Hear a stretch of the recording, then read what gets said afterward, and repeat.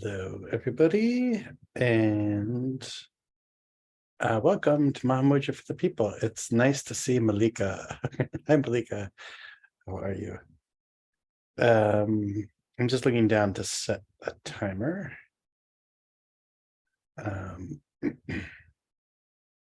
Okay, so, all right.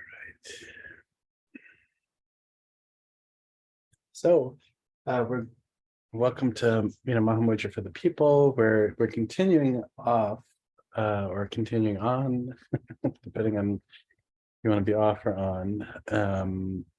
Saraha's King Doha. And I don't, well, who knows? We might finish it. We might not. There's a slight chance we'll finish it today. But I thought that maybe we could start off with just a little bit of meditation for approximately 12 minutes. So allow yourself to get as comfortable as you can. Letting your body settle like a mountain.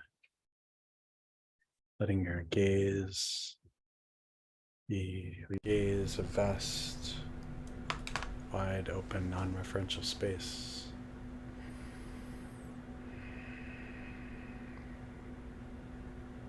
Letting your breath be very, very, very, very relaxed, right? No pranayama, no forcing anything. And let your mind be free and open and supple and dynamically present.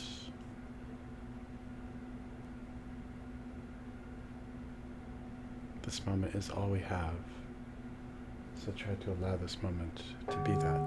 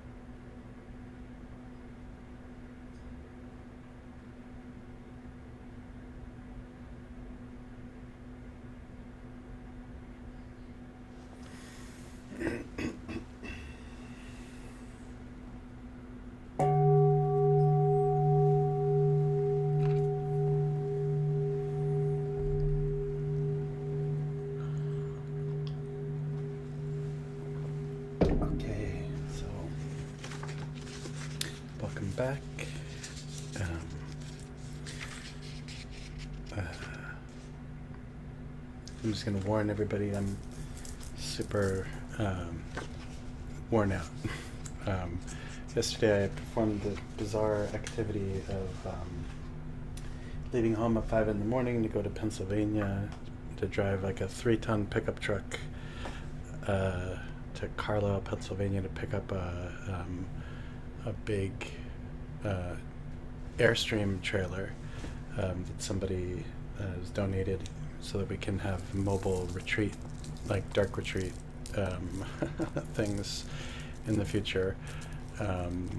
But it rained, like it took like 5 hours to drive it in like pouring rain and fog to upstate New York, and I didn't get home until 1:45 in the morning. And then I had a meeting with somebody, a new student, at 6:30 in the morning. So forgive me if Saraha, who already can sound rather cryptic, sounds even more cryptic today. I'll do my best. So I might go slow. Or who knows, maybe I'll go fast. So, continuing where we left off last week with this stanza. So just, for folks who might be a little new to this particular text, this text is a series of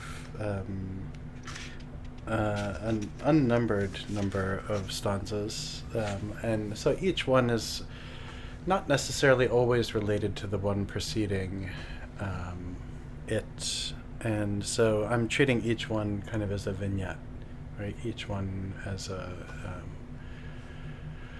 one of many kind of patches in a quilt that is Mahamudra. So the last one that we did, I believe last week, was this one, and I'll just repeat it for the sake of continuity. So, his mind takes brass for gold, sensory pleasure for reality accomplished. Clinging to the joy of ephemeral dream, he calls this short thrift life eternal bliss. Right? And so this is, the practitioner who takes brass for gold, i.e., misapprehends really what is of value, and takes sensory pleasure for accomplished experience, right? So this kind of comes off of a set of stanzas we went into last week about things like karma mudra, working with desire, all of this stuff. And so, this is another one of Saraha's kind of just warnings, like, perhaps you could say there's a time and place for all of those practices, but we really need to be careful to not mistake what is important and what is essential in practice, accidentally mistaking just this kind of like hedonistic relationship to sensory pleasure as, having accomplished reality, clinging to the joy of ephemeral dream. Such a practitioner calls this short thrift life eternal bliss, right? And so clinging to the ephemeral dream, so clinging to all of the, the bliss, all of the passion, all of the stuff that feels great. There's no problem interacting with bliss, no problem interacting with, desire, no problem with interacting with all this, except when we become, we experience attachment and aversion, right? That push-pull. Desire, right, is basically ultimately energy. In and of itself, it's not, it has no inherently negative or inherently positive quality. And like any other kind of, experience of emotion or anything like that, it's really how we relate to these things that colors the overall impact of them. And I was actually talking to somebody, a meeting on the way back from dropping the truck off, specifically about desire this morning. And, the example that I had brought up was with like clergy sex abuse.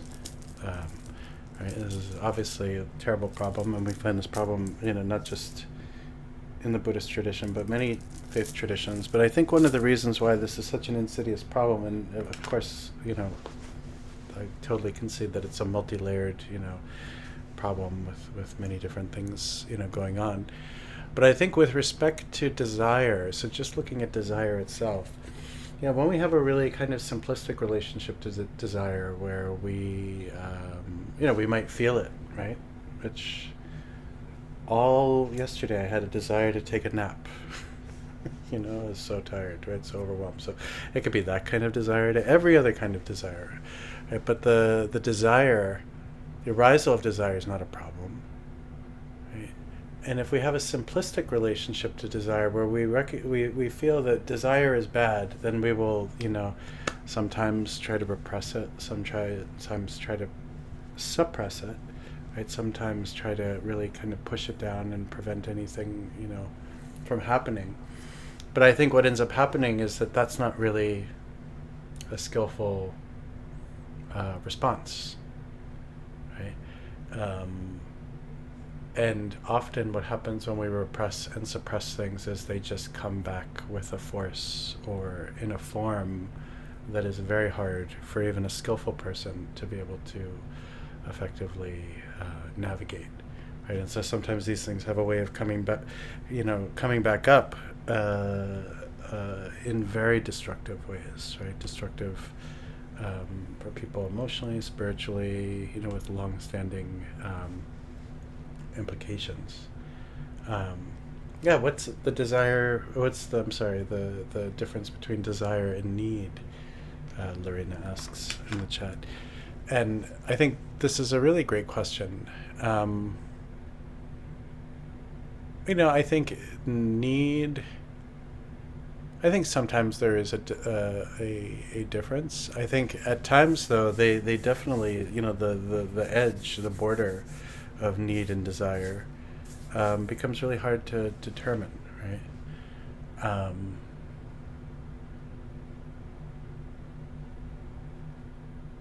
I think on average, as far as I understand the word desire to go, is that there is a kind of burning, energy to it, a kind of, focus, when there is something that we desire, it kind of takes on a singular point of value, right? We can easily become hypnotized by it, right? Must acquire, must accomplish, so it's not just sex, right? It could be desire fame, desire success, desire, stability, desire boundaries, right? But usually, the desire piece is a very kind of, laser focused thing, right? And then needs are, things that we may need, i.e. feel that they need to be blended into our life, right?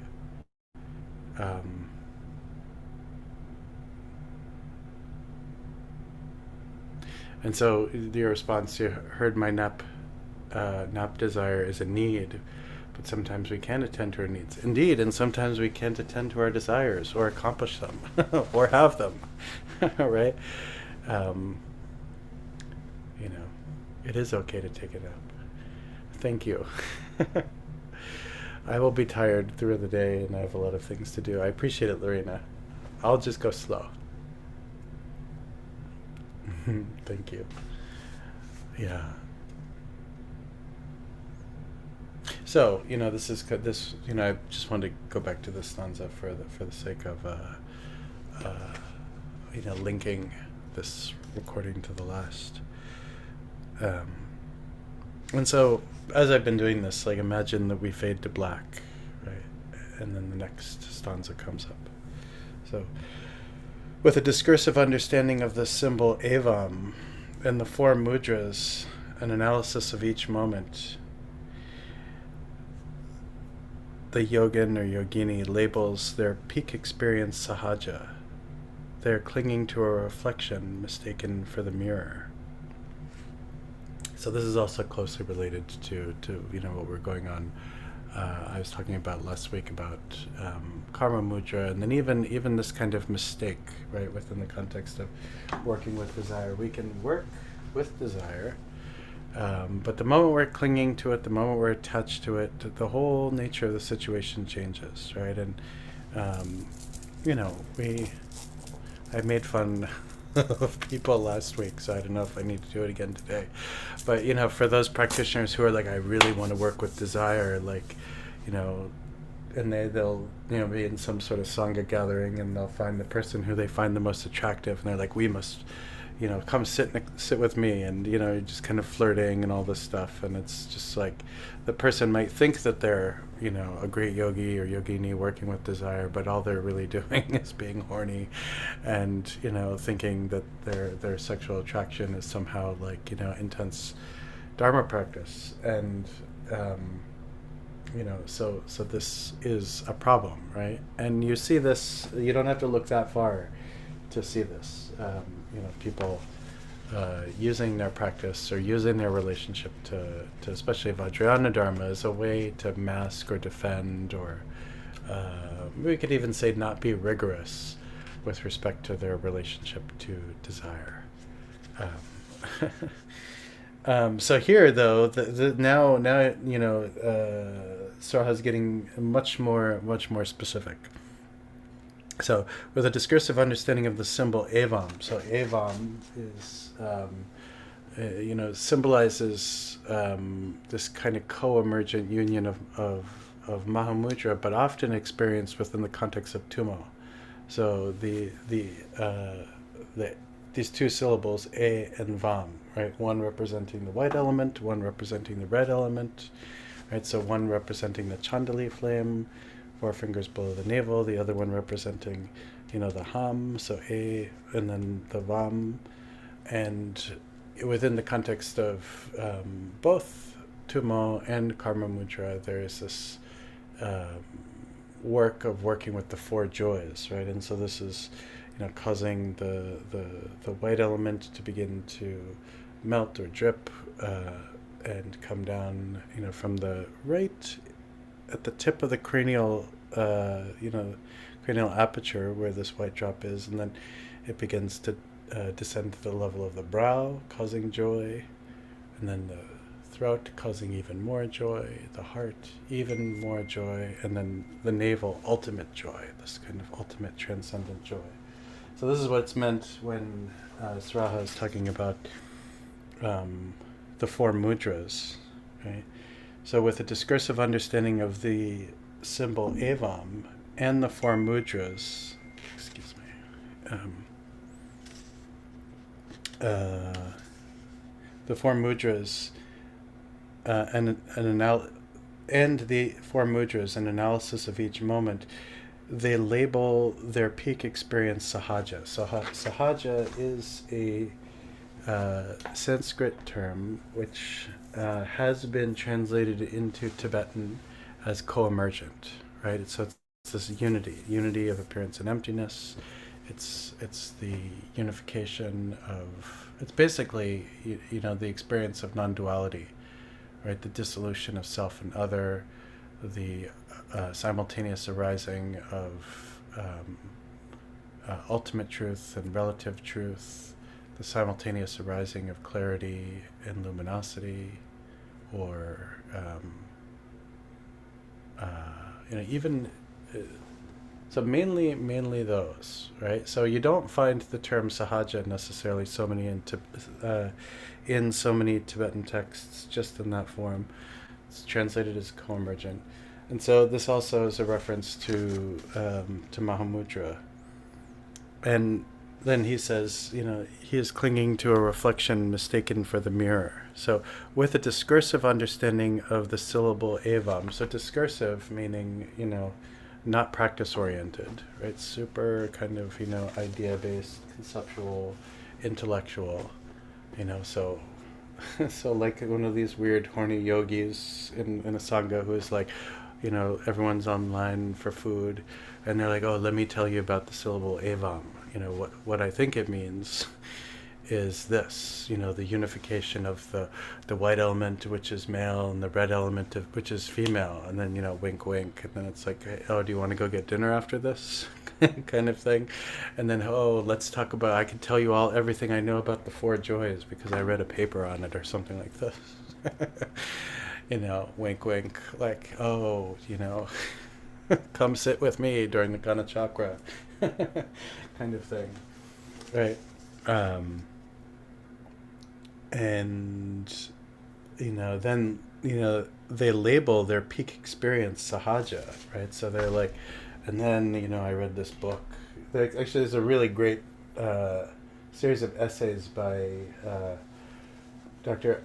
Andrea Losries, who I love a lot,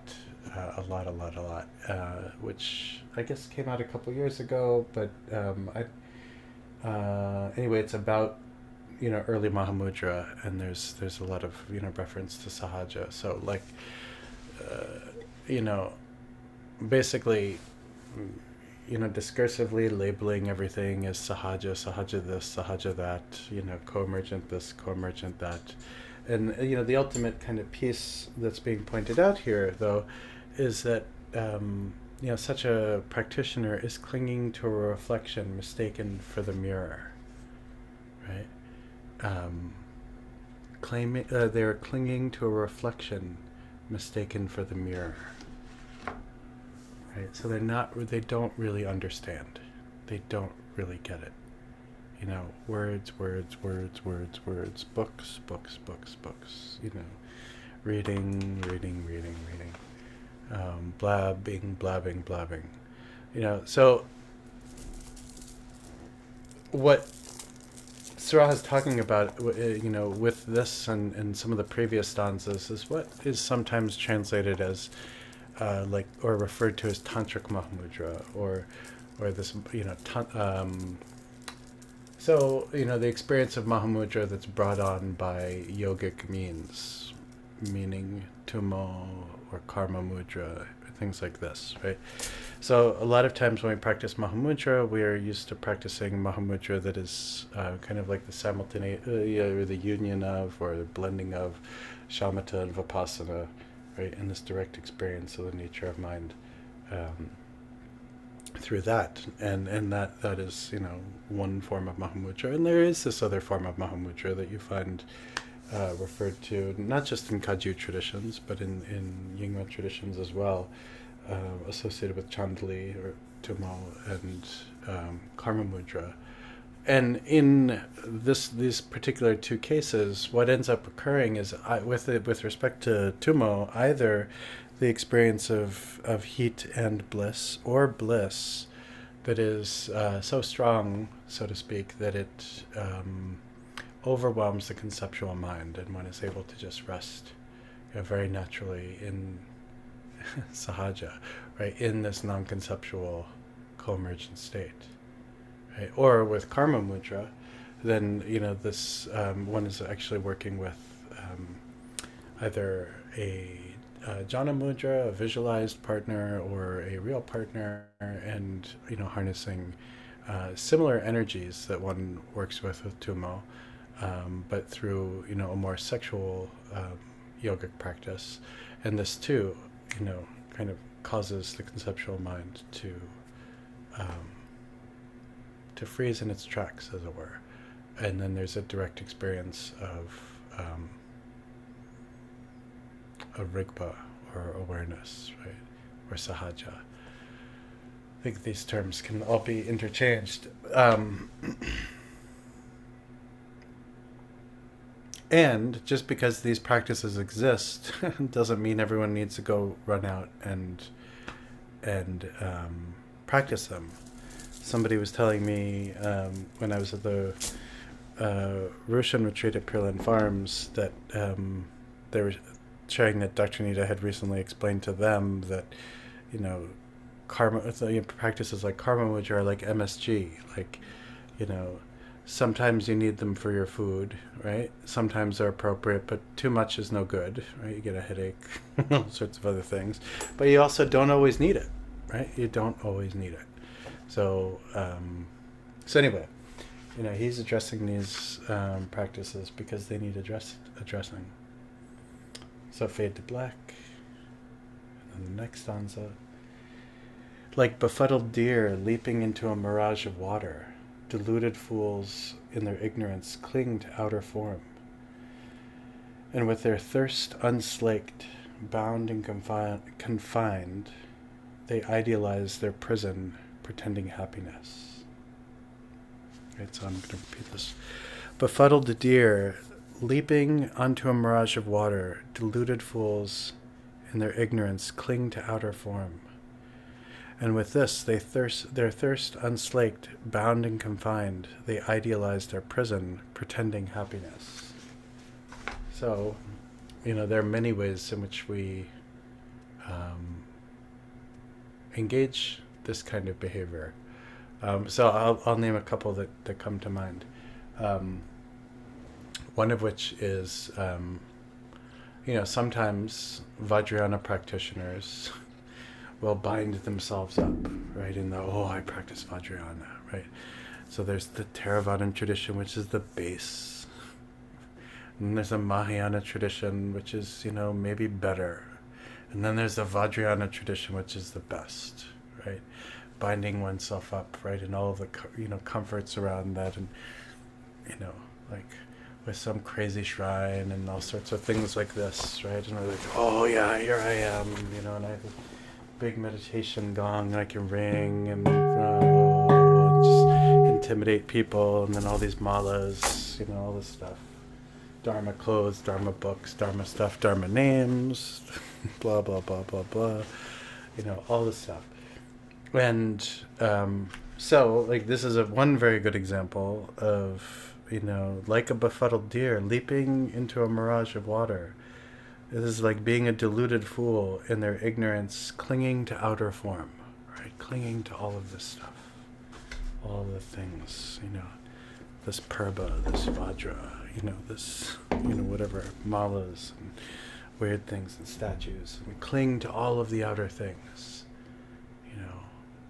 wanting, right? It makes us feel good, right? It makes us feel special. It makes us feel unique. It makes us feel, all of these things. And I get that. But,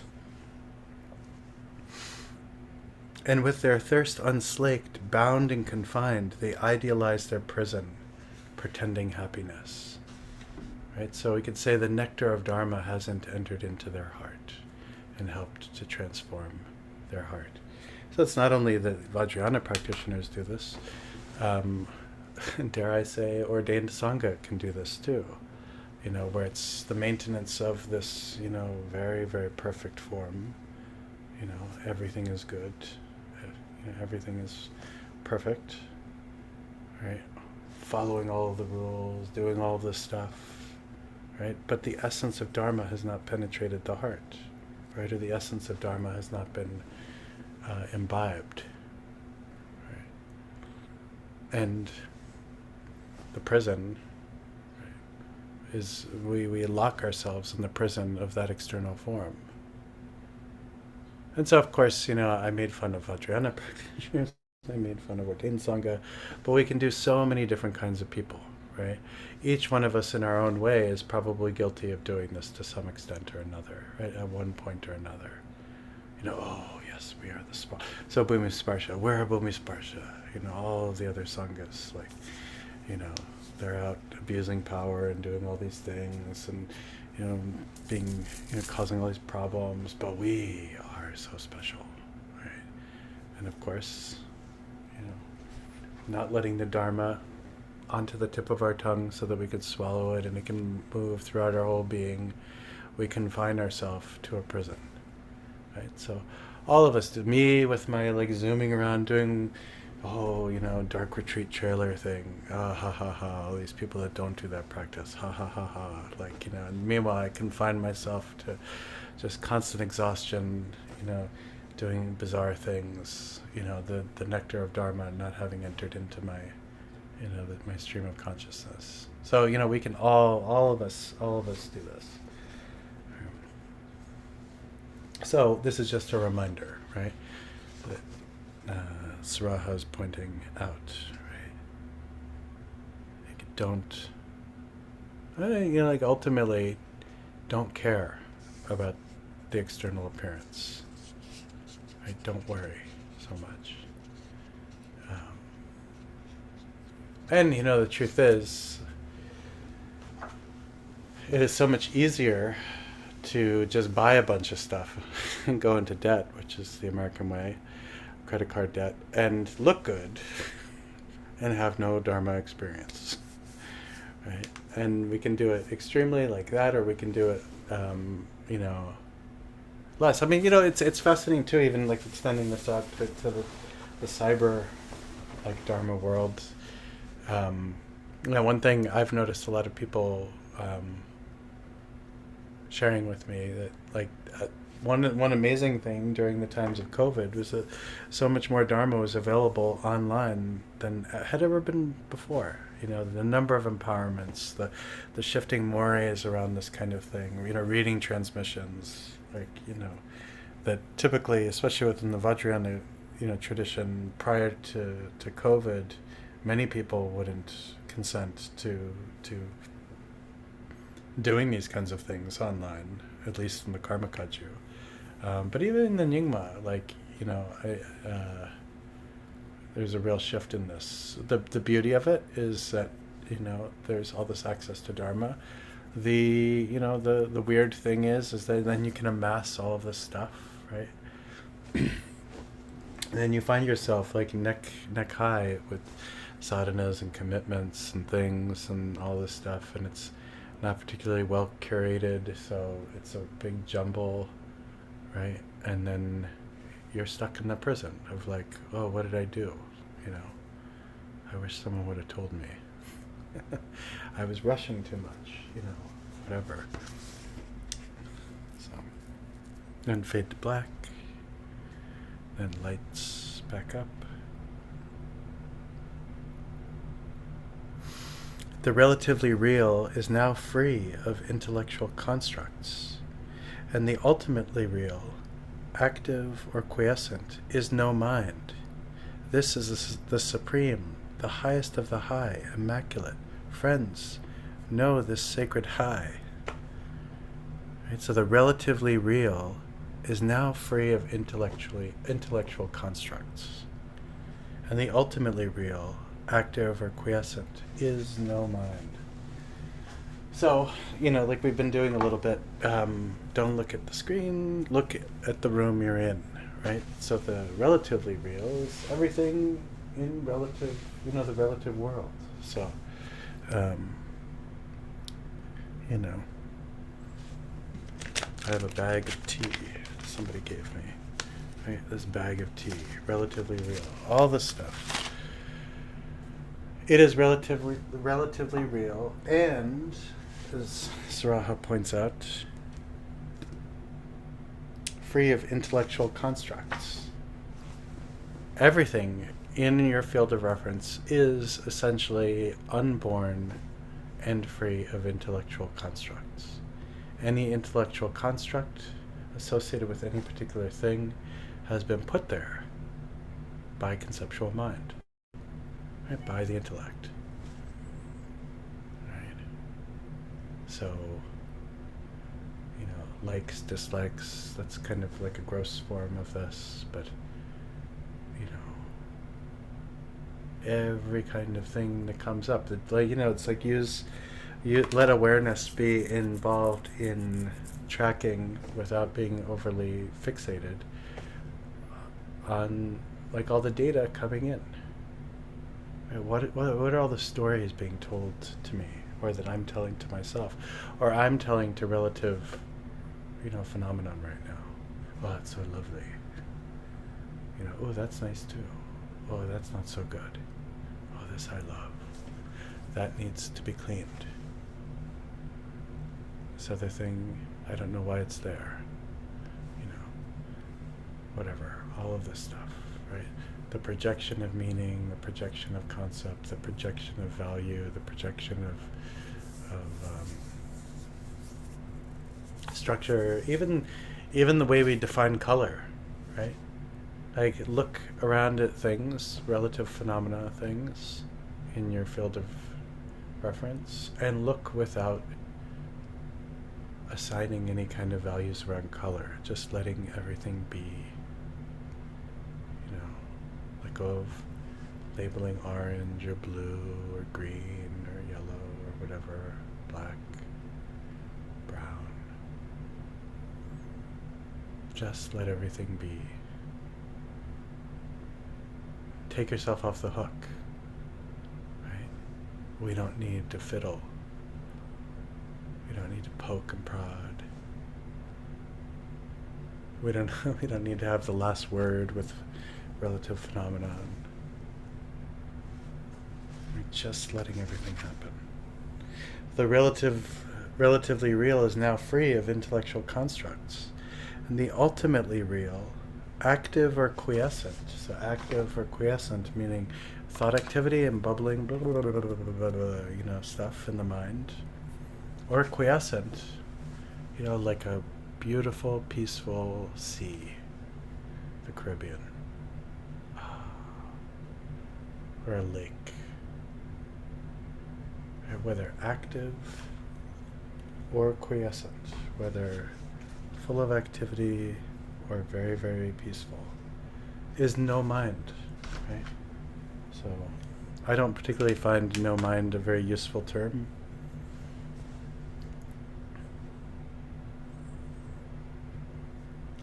But I guess we could say an equivalent is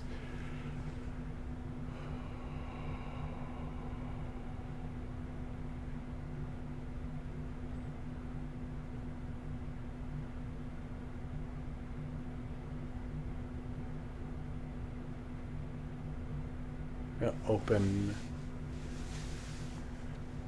spacious flow or creativity. The words, I think it's helpful maybe for us to begin to kind of crack these words open a little bit more than just Dharma definitions. No mind. It's not like I'm sure everybody here understands what no mind means, but it becomes useless when we don't we don't have to go around critiquing the word, but breaking it open a little bit. What is meant by no mind? And the ultimately real, active or quiescent, is no mind. Right? The ultimately real is this unity, right, of awareness, right? Awareness being the mind's ability to know, to experience, but not conceptual mind, right? The kind of abstract, open, non-judging, knowing quality of what we call mind is not mind the way we know it. It's timeless. It's beyond reference point. Right? Timeless means it wasn't born when you were born, and it won't die when you die. Right? It is a vast continuity. With no center or no edge. It's not, only in California with Malika, or here in Brooklyn with me, or in Mexico with Rodrigo, right? Or in New Zealand with Richard, and I believe Gail and Jan, or Portland with Remy, right? Or Colorado with Lorena, or Pittsburgh with MJ. It's everywhere, right? So the relative is free. It's free of all of our junk, free of all of our labeling, free of all the stuff we hang on it, And the ultimate is just so loosely free, uncontainable, dynamic. Creative, because everything arises from it and dissolves back into it.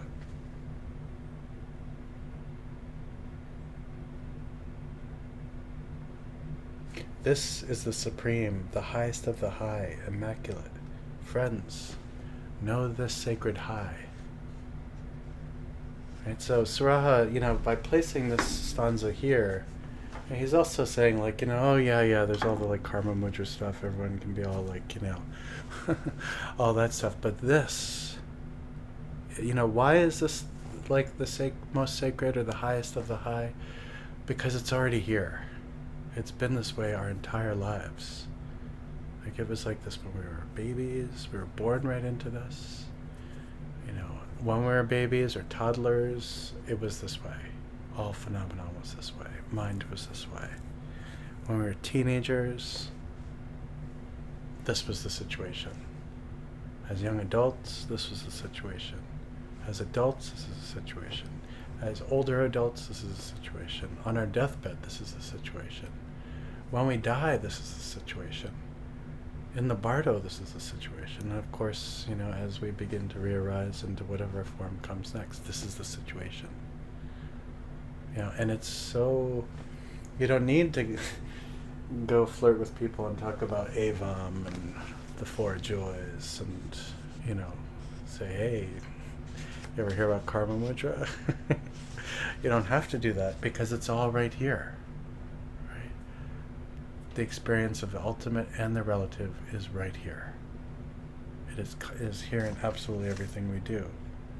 It was with me yesterday, driving in the driving rain, thousands of pounds, like hurtling, probably way too fast, on weird roads, going through towns I will probably never go through ever again in my life. Like, that was it. That was this ultimate relative. Dropping off the trailer in rain, in the woods, in the dark, trying to like unhook this thing from a truck. That was it. Ultimate and relative. Getting into the truck afterwards, soaking wet, still needing to, 2.5 hour drive home. That was it. Listening to my friend babble as they're full of exhaustion, and me being like, oh, that was it. Even now, with all of us. And tonight, and tomorrow, and the next day, and the next day. Rodrigo, when we're in Mexico City, same thing. Ultimate and relative come together. So, Saraha's he's like, it's right here, right on your nose. It's right here. It's been here the whole time. That's what's so amazing about this. Then he goes, so fade to black. Lights back up. In mind absorbed in concept-free samadhi, passion is immaculately pure, just as a lotus is rooted in the slime of a lake bottom. So the sublime reality is embedded in polluted existence. This kind of goes back to desire. So, in mind absorbed in concept-free samadhi. So when we are resting into the non-dual state, right, resting into Mahamudra, everybody here has had instruction on this. Passion is immaculately pure. Everything that arises is pure. We don't have to, go start polishing. Oh my God, I can't believe this thought came up. I must atone. Or I must do this, or I must scrub myself, or I must wear a hair shirt. I must flagellate myself. Right? We don't need to do this. Everything that arises, and so everything that arises in this way is pure like a crystal. And so the question is that, this is hard for people to accept for many reasons, because we've been conditioned in so many ways, right? There's this is a really nice group because it's very mixed and people from all over the world. In my case, I have been conditioned by, there's an element of American culture, right? And our obsession with purity, our ironic obsession with purity and sex. and violence and all these things, right? So it's like very weird, uniquely torturous kind of, situation for most Americans. But then, on both sides of my family, kind of arise from an immigrant experience, right? My father was born in, he's Hungarian, but he was born in Austria, but grew up in Australia, and then came here as a young man when he was 18. And my mother's parents came here from Hungary, right? And so on both sides, they really kind of imbibed a lot of, kind of Central European high class ideas about things, right? So that conditioning comes in. And so all of us here have, it's not just one cultural conditioning, we have many. And then we have family culture, conditioning. And then we have, more local conditioning to our communities, smaller communities, bigger communities, nations, political conditioning, all of this kind of stuff. And so why am I talking about all this? It is because all of this dissolves quite naturally into blissful clarity when we rest into the non-dual state. All of our ideas, all of the suffering that might arise with respect to our ideas, all of everything, when met in that state,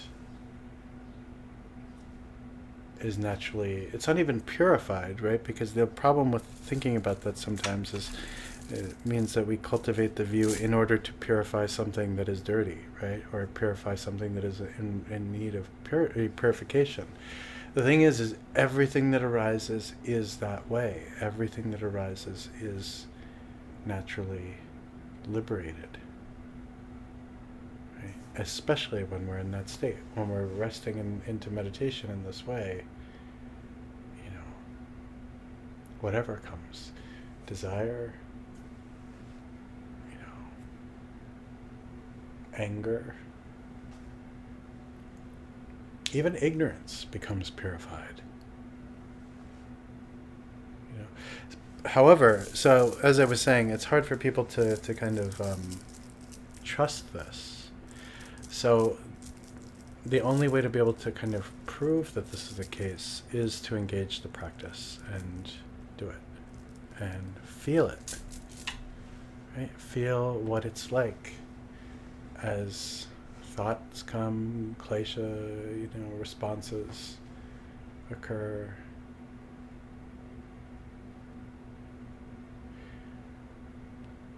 One of the reasons why I keep bringing up yesterday is not because I'm a narcissist. It's because it was so hard. Like, it was exhausting. Like, just getting pushed to the limit. And, there was one point where it was like driving rain, and then the fog was just, we were just like, where in the world are we? And I turned to my friend, I was like, maybe we're dead. Like, maybe we died, and this is some Bardo experience. Like, because I don't even know where we are anymore. Right? And everything, even that, while I was driving, I was like, oh, and this too, Justin, is pure. The exhaustion, the confusion. I've not seen weather like this ever before, ever in the past, doing all of these things I've never done before. There's all sorts of feelings arising, all sorts of, things, and just letting them, self-liberate like a lotus. Richard, your hand is raised.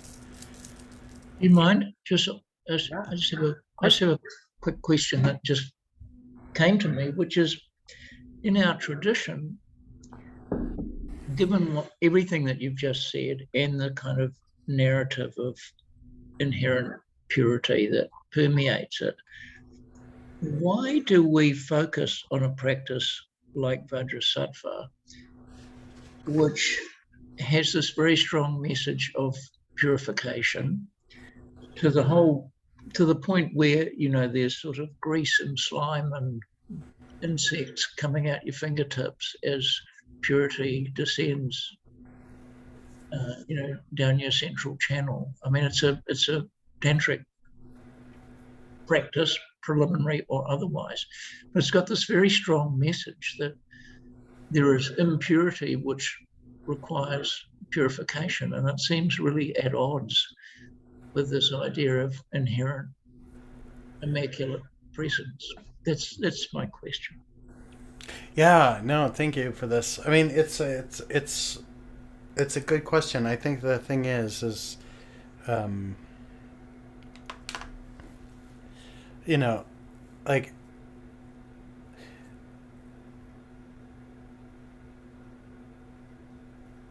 I feel like we tend to look at the Buddhist tradition, and so we'll take, take the Buddhist tradition broadly speaking, and see it as a cohesive whole, and we can present it this way, and many people have presented it this way.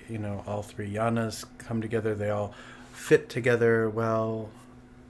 I will argue that I think that's too simplistic, and that what we have is, over the course of time, a lot of different dharmas have arisen, that it's kind of like going to a pharmacy, right? And there are different kinds of dharmas with different kinds of prescriptions associated with them, for different kinds of illnesses, so to speak, or disorders. And so Vajrasattva as a medication, so to speak, is a really powerful medication, especially for somebody who is coming to the Dharma with this kind of view, or within, the milieu of that particular view. And so it's very powerful, right? It's applicable.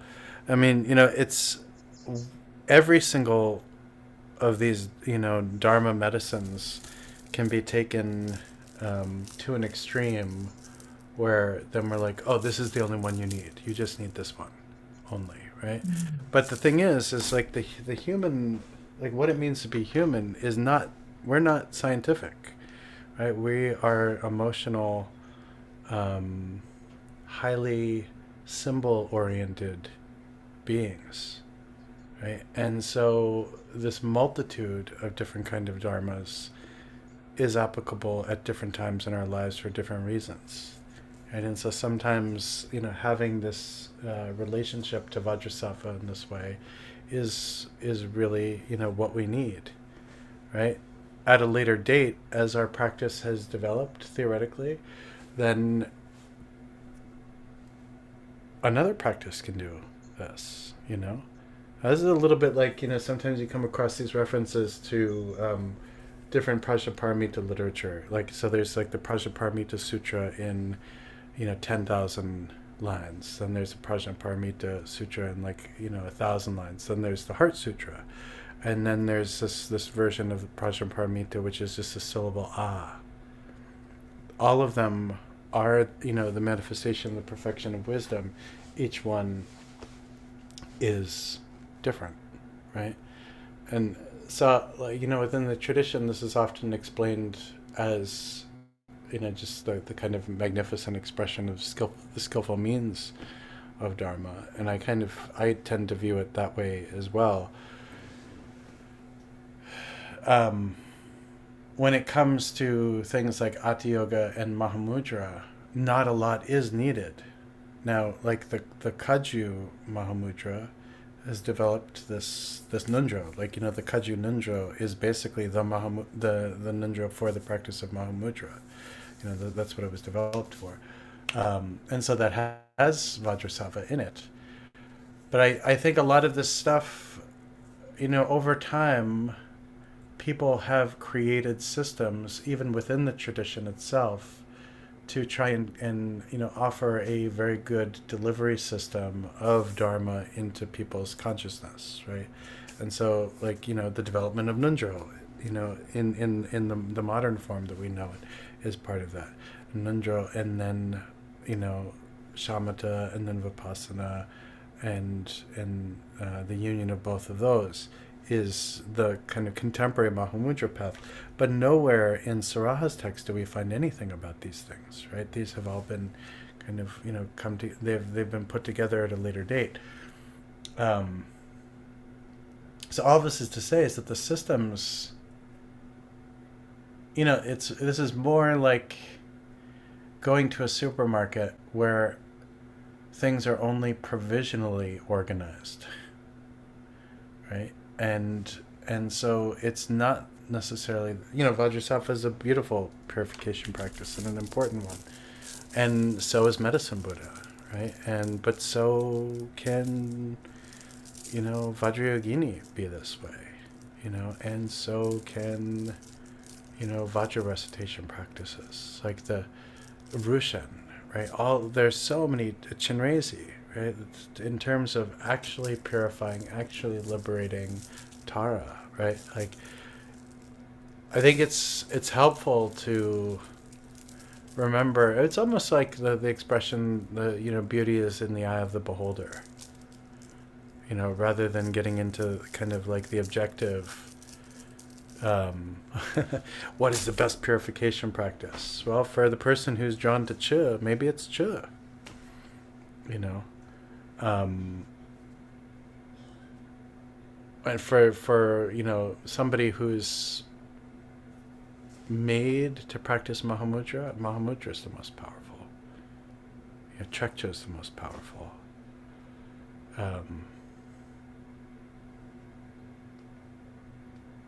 If I think that the kind of like medicine metaphor is really helpful because not every medicine is right for each person. If I'm plagued with guilt and someone's like, oh, you got to do Vajrasattva, I don't know how skillful that necessarily is, right? Like from the standpoint of like the skill of a teacher, from the standpoint of like throwing a book of liturgy at somebody. Like, here, catch. Now do that. Fine. Right? And that's better than doing nothing, perhaps. But if somebody is so paranoid about all the things I've done wrong, like Milarepa, it could be beneficial, but it could also be really harmful. Right? Maybe they need something that's more about love. Right? Chinrezi, for example. Right? Or Tara.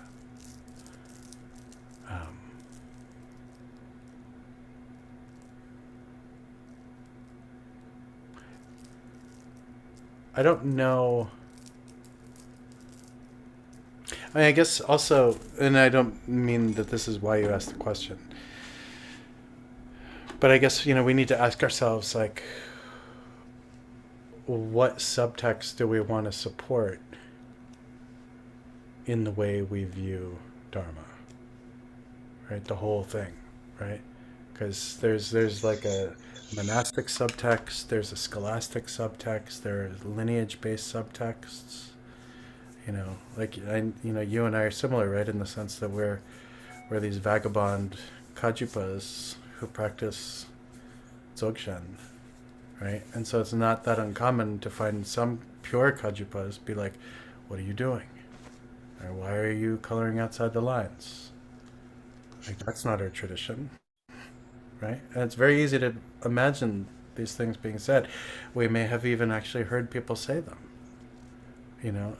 Even like another really like good example to this point is if you look at the autobiography of Jamgon Khantrul. Jamgon Khantrul was born. I think I must have brought this up within the context of this class earlier, but he was born into a Bön family. But then he grew up practicing Nyingma practices because he loved Guru Rinpoche. And he ordained, when he first ordained as a monk, it was in the Nyingma tradition. And then when the then Siddha Rinpoche saw how brilliant he was like, oh, I want you to come to Palpung and to come work for me, basically. So Jamgon Khantrul was very, honored because of, the reputation of Siddha Rinpoche. And then Siddha Rinpoche made him give back his Nyingma vows and reordain taking Kaju, ordination vows, and this he did begrudgingly, right? But it caused him a lot of pain, you know. And so, like, one of his personal practices, as a result of this, had been Konchak Chidu, the Guru Rinpoche Guru Yoga associated with the Konchak Chidu, you know, Ati Yoga cycle from Jatsen Ningpo. And his whole life, in his autobiography, you see the spiritual pain that created. And it's probably, like, I feel convinced that, I mean, this probably led him to create and compile the Rinchen Terzot too. You know, to be able, like, you know, that which, the very human thing, right? That which I'm, you know, maybe prevented from practicing. I'm going to go gather all of it. Right? And thereby also, you know, save so much of it from accidental extinction or, you know, whatever. But this is an example of how, like, the wisdom of the tradition might not necessarily always have a lot of wisdom built into it. Of course, you know, the funny thing is that, you know, it's very easy to argue post facto, well, if it wasn't for him ordaining as a Kajupa, then he wouldn't have done any of this, so this was ultimately a skillful means. You know, based on the omniscience of the then Sito Rinpoche, you know, because he knew his mind. But, you know, all of a sudden, like, that kind of thinking and Mahamudra are like two totally different world systems, right? So I think that what's most important is for us to ask ourselves what it is, you know, what is the medicine that we need now? You know, if it's Vajrasattva, no problem. If it's you know, slow, slow and low, like a nice slow and steady Lam Rim, that's great. Right? If it's Mahamudra, that's great. If it's Ati Yoga, that's great. If it's Chu, if it's Lamdre, you know, the specificity of that doesn't matter so much. But what matters is that, like, you know, like a good doctor, you know, the right diagnosis and the right medication can be given. And just like anything, you know, when we take a medication, even just an aspirin, right? Like, that changes the conditions on the ground, and we may need no more medication, or it may mean that, you know, okay, there's still more work needs to happen. Maybe you have this, you know, headache or body pain because of an allergy or something, and then, you know, the you go deeper and deeper into it. Is that, I know that was a little bit all over the place, but no, it's helpful, and I mean, it's not as though you can change this stuff. It's just there's something about notions of contamination and impurity as they manifest. And this may be just something to do with translation, but somehow I doubt it, because it's very explicit about the sort of filth and impurities that one needs to dispense with. Carries this kind of message that speaks, you know, also to the culture that I've come from. Just that there's something fundamentally wrong with us that needs to be corrected, and that the symbolism for that wrongness is dirt and bugs and slime and grease, and it just seems inconsistent. I mean, I'm not trying to change it. I'm just sort of deconstructing it, I think, is what I'm doing here. It's also, sorry, Eric. yeah, no. Oh yeah, Eric, please. Not to interrupt anyone, thank you so much. I also just wanted to, because I think Al posted a question in the chat that is also pertinent. It's not only this is the only one you need, it's also this is required. What's required, and where do different abilities and disabilities come into play? Yeah, I think it's an interesting pot we've got cooking. It is. I mean, you know, I was giving someone some advice on a nunjo practice, because you know, they're about to go do some retreat. But even within the context of their retreat, I think this person was also a parent, right? So they've got these responsibilities, right? And so they were already feeling a little like, oh, this isn't a real retreat. And I was like, look, if you can keep it in your mind as a real retreat, it is a real retreat. And if you need to go pick up the kids from school, break retreat, to just go do that and bring them home, and that's the only thing you need to do, no problem, right? If it becomes a huge problem in one's own mind, then yeah, this is an unsurmountable problem, and and that's a problem. Going back to well, to Elle real quick, and then to Richard, yeah, I mean, I don't feel it's, I mean, Nundro is complicated. The Yutug Nintig Nundro I like because you could do it in 7 days. It's very flexible, it's very spacious. The Karma Kaju Nundro is really, 17th Karmapa has already addressed this to some extent by coming up with this abbreviated Nundro, which is only 10,000 of each of these things. And I was in Bodh Gaya, the first time he gave the reading transmission for this practice, and a lot of Tibetans were like, oh no, this is the Western Karma Kaju Nundro, this is not the Tibetan one. The Tibetan one is you do 100,000. And he was very clear. He was like, no, this is for everybody. And he didn't say from now on everybody should just do this one, but he said you could do that one or you could do this one, right? And that, was a step in the right direction.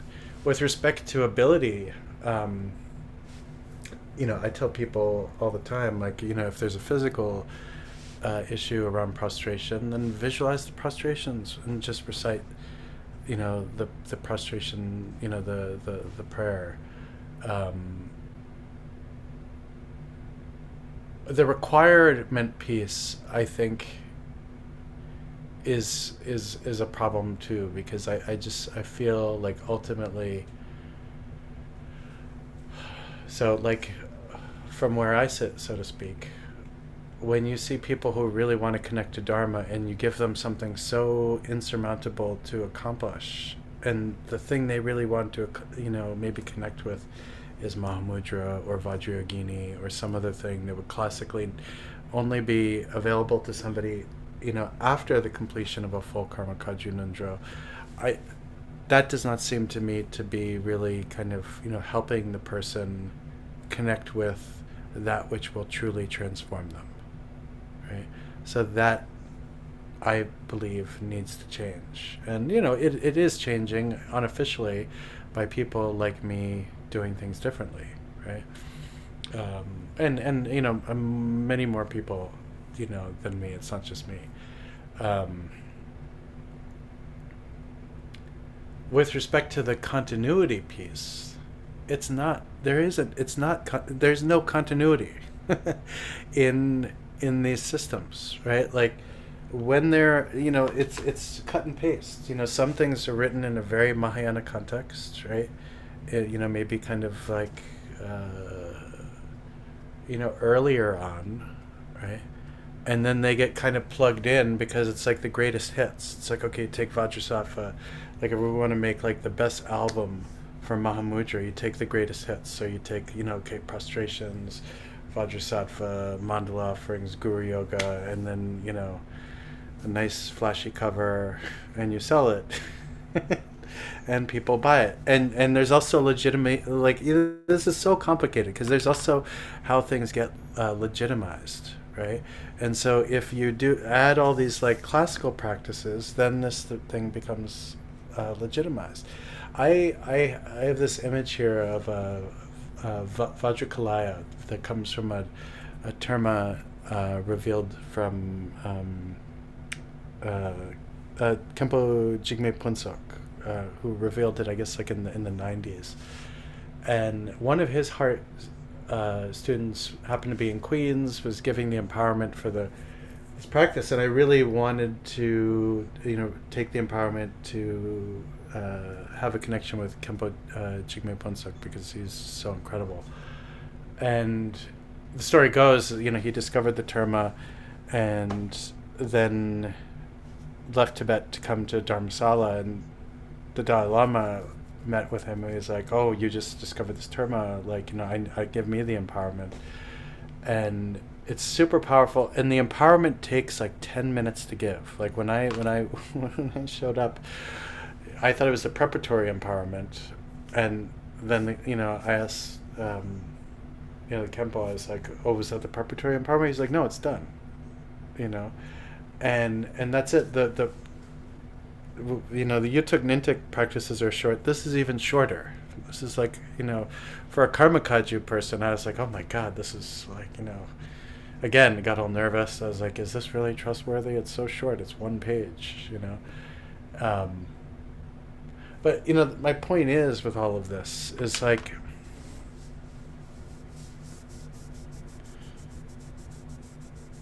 if we want to get enlightened, we need to start breaking up our conceptual mind now. Right? We need to start confronting that. And that includes the way the whole thing is structured. Right? And it doesn't mean like we throw it all away necessarily, but it does mean like we need to be critical of what is presented to us as this continuity. If our primary practices are Mahamudra and Dzogchen, like my advice is to not even look at what everyone else is doing, right? Why? Because it is as if the samaya for Hatha Yoga and Dzogchen is to get as loose and free as possible. And everyone else can be organizing themselves in a very rigid Dharma thing, and that's fine. That's cool. Does it make sense? I don't know. Is it even historically accurate? Possibly not. That's okay. It's like everyone gets free in different ways. Even, Samten Karme's book, The Great Perfection. Have you heard of that, Richard? No. So I'll send it to you. I can maybe send it to Eric too if I haven't already, and then Eric can share it. But so Samten Karme, he wrote it in the 70s. He's a Tibetan scholar of Dzogchen. He also wrote a really nice long book on the fifth Dalai Lama. But he describes how controversial Dzogchen was, like Hatha Yoga in particular, at its inception when it came to Tibet, and how the monastic communities really were not in support of it being taught.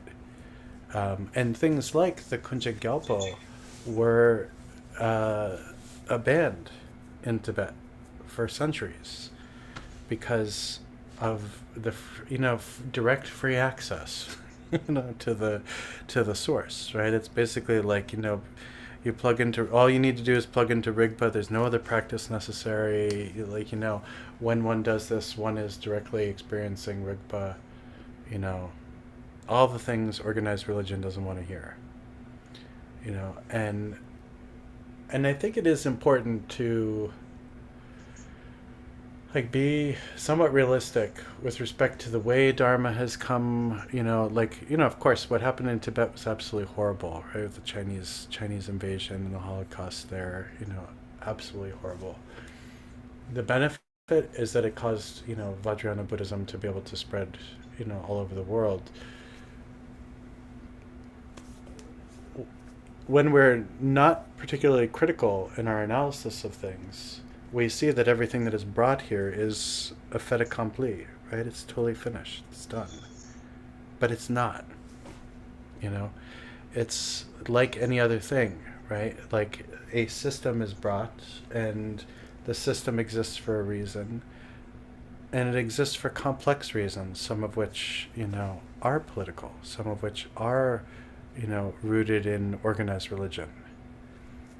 And I think, as practitioners, we all should just have as rigorous an eye as we want to have on that. Some people might not want that or appreciate it. That's fine. Some people might really want to get into it. That's fine. But I think the most important thing is that we're able to kind of connect to, Dharma in the way that really kind of clicks most with us individually. And that requires also knowing who we are and knowing what we don't want to hear, what's not helpful. And the bridge, or this chasm, the chasm that we're trying to bridge is a chasm made up of so many multivalent understandings and needs and values, that a one-to-one thing, like a one-to-one bridge, happens best student teacher. Boom. Like, the meeting of two people, and then the complexity of getting to know one another, getting to understand one another. So this is like with my root teacher, like was really like important for me, was this really like, personal one-to-one connection, even to some extent with Gyaltsen Rinpoche, definitely with Dr. Nida, right? Like, this just mutual understanding of one another. And like a good doctor, whether it's Anizama or Gyaltsen Rinpoche, Boka Rinpoche, Dr. Nida, this understanding of, okay, this is Justin's mind, like this is where this works best now for them. But I've always been a little bit of a loudmouth, like saying, I want this, I want that, I feel this, I'm connected to this. But that has always helped these relationships, right? Because then they're like, oh, I know more about you, right? I know this is what you gravitate towards, so let's move in this direction. But when we show up not knowing, and this is the danger, right? Oh, I don't know. Then they'll just be like, here, man, take this and go, So, in one way, and this is definitely something that my root teacher kind of pointed out. She's like, she didn't use these specific words, but this is what was being implied, was like, you need to fight for your own, like, realization, right? And it's not that we're fighting, systems of oppression necessarily, but it is, we need to be able to express and have that expression be heard, and that critical back and forth is really, really important. Elle, your hand was raised for a hot second. Yeah, I'm super interested in this question of purity and impurity, and a lot of it does come from my experience as a disabled person, for myself and with other disabled people, being excluded from Buddhist practice. And it's easy to find reasons for that, well, we don't have the money to be in an accessible space, or whatever it is. But over time, it's pretty consistent, no matter what the reason is. I mean, in the not universal, but very common. And so you do start to question, like, what's going on there. I had a conversation with a young teacher once who was in a Vajrayana lineage, who was on the fast track because he was considered kind of brilliant. And he essentially said to me that, well, someone who stays in a wheelchair and who will never be able to achieve an upright position or have a straight spine, they just should be gently steered away from, certain things, or because that's their karma, right? They had a bad rebirth and all that stuff. And it's just, I'm active in the disability justice community. And so it's just a really active and very interesting sort of set of questions for me. And obviously I have a very different perspective than those past experiences. And that's why I'm here. But I really appreciate your talking about all this, and appreciate your question, Richard, and appreciate this conversation. Yeah, I mean, I really want to just very briefly say, I'm sorry that that's what that teacher told you. I mean, it makes no sense. It is like, it's, you know, I mean, it's abhorrent, I find, honestly, and not skillful. I will say this, like, you live in the US? So there are laws around, like, ability access, right? And make some calls. I mean, here's the thing. It's like places will never change. Like with respect to like, sexual abuse in sanghas, the best thing is for people to end up in court and be, those who are guilty be found guilty, and the sangha to go through the scandal and have that be publicized. And this is how people ultimately learn, especially in religious spaces, because where secrecy prevails, harm often, just bubbles and bubbles and bubbles and bubbles and bubbles and spreads, Yeah, I don't want to get into a back and forth, but Yeah. essentially, for disability justice purposes, there isn't much in the way of recourse for stuff Even like for that. like ADA, like, Yeah, even for ADA, it's incumbent upon disabled people to bring suit in court to be able to sort of hold anybody accountable. And so for like the Dharma communities that I've been in that have been really small, it doesn't even apply to them. Right. So it's complicated. And I feel the exact same way about that teacher. And I actually left that that particular subset of the community after that. But even in, insight communities, it's remarkably consistent across the whole range, and it's very much to do. I mean, at its root, at this sort of scariest aspect of it, it is about purity and eugenics and what's considered to be a normal or full human being. So, and I really interested in those questions, specifically in the context of Dharma. And like I said, it's why I'm in this community and not another community. So yeah, thank you for addressing it. No, thank you. Yeah. Well, it's clear more work needs to be done, and I mean, I'll just say one more thing about that kind of teaching style. And Malika, I know your hand is raised. I don't want to cut into it or steal from you, but like, I'll just say I don't think that person has been. They haven't been trained. They've been indoctrinated, right? That's because that is the only kind of like that way. That's not even thinking, right? That's just regurgitating like some line that's just not true. Malika, yeah, please. Sorry. Yeah, no,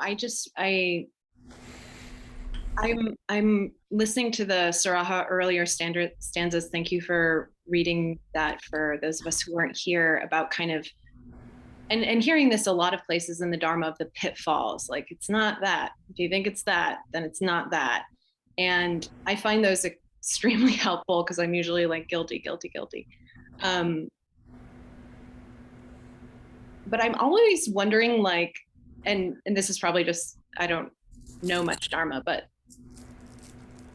if there's like somewhere where there's indicia of realization, where it's like listing like kind of the qualities of a realized person, because it does seem like, I feel like there's a point of love of the Dharma, and I don't mean like doctrinally, like such devotion because you see it works, and that there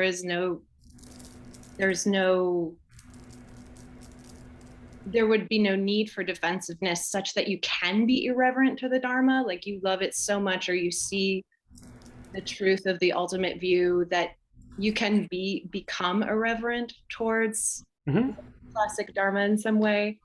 And it seems like if there were indicia of a realized person, it would be like ultimate flexibility, like total relative purification of a severance between anything that stands between self and other. It seems like that there would be like certain qualities that come forth, and maybe that it's not expressed in a uniform way, of course, but I'm always interested, especially as like Dharma teachers proliferate in the West and we have apps now and all of that, like that we give ourselves the authority a little bit to be like irreverent towards phonies, and also like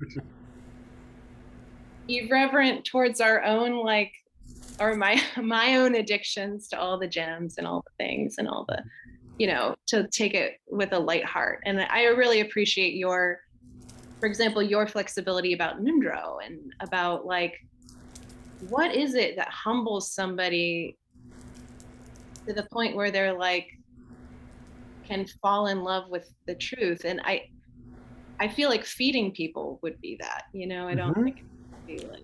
Totally. So thank you for your flexibility, and Elle for your comments, and appreciate you. Yeah, no, thank you, Malika.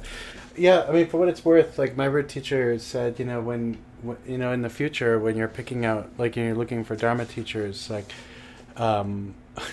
try to find people who are childlike in their demeanor, right? Which is, you know, I think very much kind of in the direction that you're talking about, where it's you know, it's about the meaning and not the words, right? And so rather than delivering some completely perfect Dharma teaching, you know, it's often hearing and understanding what somebody needs and translating it out into whatever idiom is helpful, which could include being completely irreverent, or it could be in an irreverent situation being very serious for a second, you know, helping to kind of just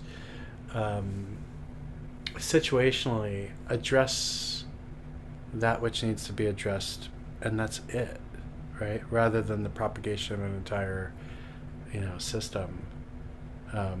I don't think my association with or you know, what like a realized teacher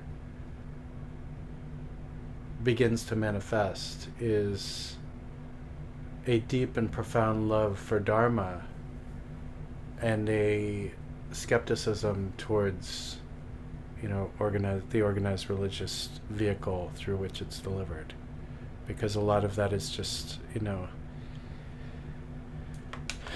whether it's the tulku system or patronage systems or these other things, it's not to say that, you know, those are all inherently bad, but it's also not to say that those are inherently necessary, you know.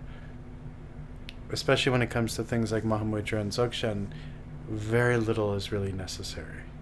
You know, practice on the part of, you know, the practitioner, and like well-timed, skillful advice on the part of the teacher, and a relationship of respect, mutual respect, I think is the main thing.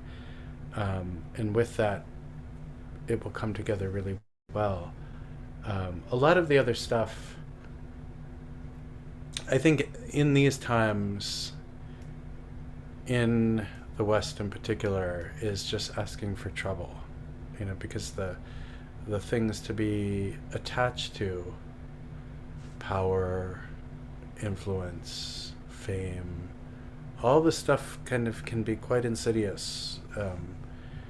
And you know, it's interesting. I hear all sorts of people like will share with me, like, you know, stories of what this person said, that person said, what happened, you know, in these meetings of people from different Dharma organizations behind closed doors. And it is really shocking sometimes, the prevalence around which the maintenance of the organization over the health of the Sangha becomes oftentimes a primary motivation for keeping things together, keeping appearances up. And that's a real red flag for me. I think it would be a red flag for Saraha, for Tilopa, Naropa, Garab Dorje, Guru Rinpoche, Vimala Mitra, all these people, Yeshit Tsogyal, Majik Lobjan, these people for whom Dharma was it. And just real quick towards El, I don't think those organizations, when you're talking about, are Dharma organizations, right? They're just religious organizations. That is important to remember too, because nowhere in the Dharma does it say, it's we should be careful about what is Dharma and what is organized Buddhism. With all respect to the Buddha, but as we've seen, we don't have to look that far. Organized Buddhist faith groups can act as abhorrently as other faith traditions when it comes to these kinds of things. So, anyway, thank you all so much for your being here, and I love it when we just go where we do. Let's dedicate the merit.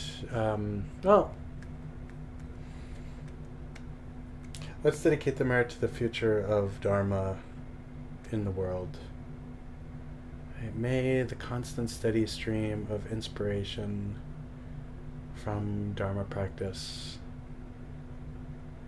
from and within the context of the experience of ordinary Dharma practitioners like all of ourselves, aid in the continued flow of joy and ease and wisdom and compassion wherever we find ourselves, right? Whatever culture, whatever country, whatever language, location.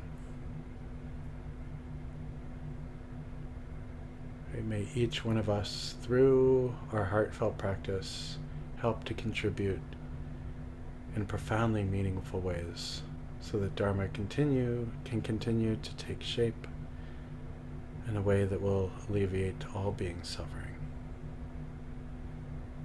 So thank you all so very much for being here. I'm going to take a little nap now. And I will see you, not next week, because I'll be hanging out with Rodrigo next week. But the week after. So, be well. Bye-bye.